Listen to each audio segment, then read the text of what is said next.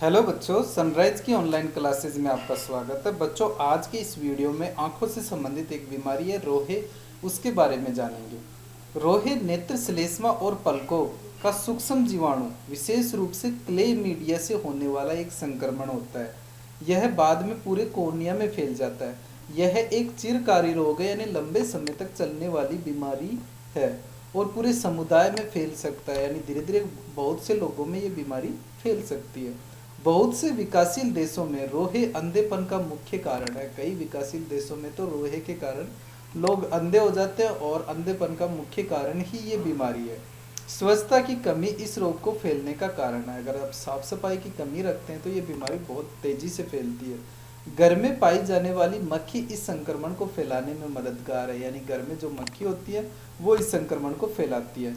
रोगियों द्वारा इस्तेमाल की गई चीजों जैसे कि रुमाल आदि से भी जीवाणु फैलते हैं। चलिए अब देखते हैं इसके लक्षण।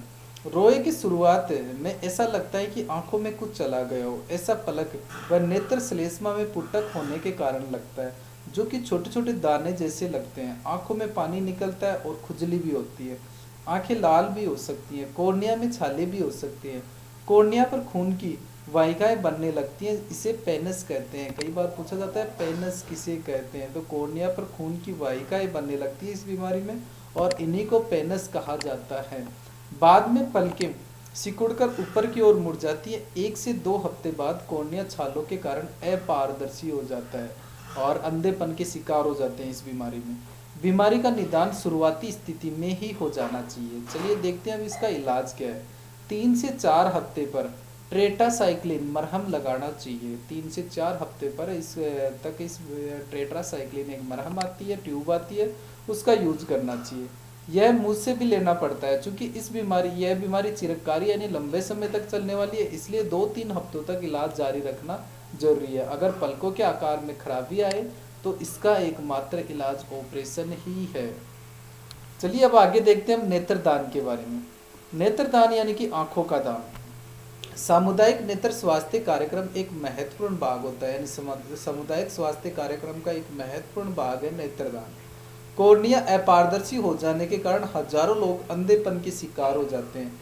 कॉर्नियल प्रत्यारोपण यानी कि कॉर्निया का प्रत्यारोपण करना, यानी कि ऑपरेशन करना, एक से दूसरे व्यक्ति के अंदर डालना, उसको प्रत्यारोपण बोलते हैं, में रोगी के खराब कॉर्निया की जगह किसी स्वस्थ कॉर्निया लगा दिया जाता है। दुख की बात यह है कि पर्याप्त संख्या में आंखों के बैंक व नेत्रदान करने वाले लोग उपलब्ध नहीं है, क्योंकि नेत्रदान करते हुए लोग घबराते हैं। नेत्रदान करने के लिए एक व्यक्ति को रजामंदी का एक फार्म हस्ताक्षर करने पड़ते हैं। आपके जितने भी सामुदायिक स्वास्थ्य केंद्र है वहाँ पर एक फार्म अवेलेबल होता है, और उस फार्म को हस्ताक्षर करके देने पड़ते हैं कि आपकी डेथ होने के बाद स्वास्थ्य विभाग आए और उसका आपकी आंखों को निकाल कर नेत्र बैंक को दे दे। हर स्थानीय आंखों के बैंक ऐसे फार्म होते हैं, यानी जो सामुदायिक स्वास्थ्य केंद्र होते हैं उनके अंदर ऐसे फार्म अवेलेबल होते हैं। दानकर्ता के मरने के बाद तुरंत बैंक को सूचित कर दिया जाता है और सूचना दिए जाने की जरूरत होती है।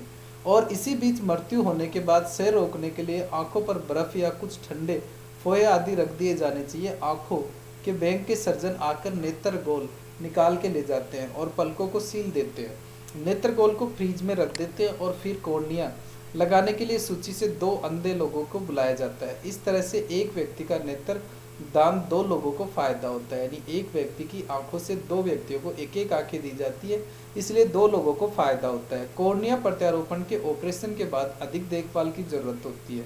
जिन पर दृष्टिपटल खराब हो चुका है, कॉर्निया के बदले जाने का फायदा नहीं होगा, यानी जिनका दृष्टिपटल पहले ही खराब हो चुका है उनको कॉर्निया का ट्रांसप्लांट कराने का कोई फायदा नहीं होगा। यह जरूरी है कि लोगों को नेत्रदान करने के लिए उत्साहित किया जाए। स्थानीय सामाजिक समूह व आंखों के बैंक इसमें बड़ी भूमिका निभा रहे हैं।